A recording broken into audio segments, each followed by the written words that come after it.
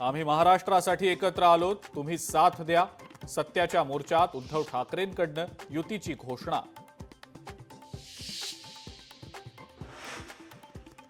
ठाकरे बंधू सत्ताधाऱ्यांवर तुटून पडले. राज ठाकरेंनी दुबार मतदारांची यादीच दाखवली.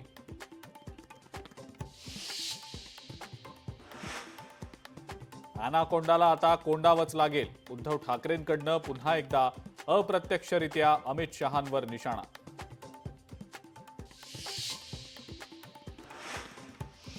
सत्याच्या मोर्चातील एकजूट पाहून संयुक्त महाराष्ट्रासाठीच्या चळवळीची आठवण झाली.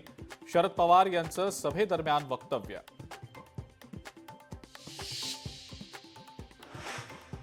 फलटण डॉक्टर महिला आत्महत्या प्रकरणाच्या तपासाला आता मिळणार गती. एसआयटी टीम लवकरच फलटणमध्ये दाखल होणार. एसआयटीच्या तपासादरम्यान नेमक्या कोणकोणत्या बाबी समोर येणार याकडे लक्ष.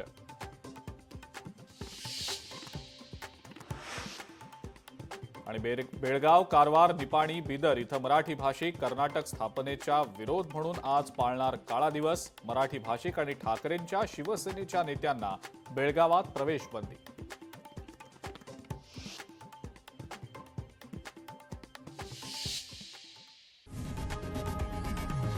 लोकशाही मराठी ऐका, पहा, जागरूक रहा.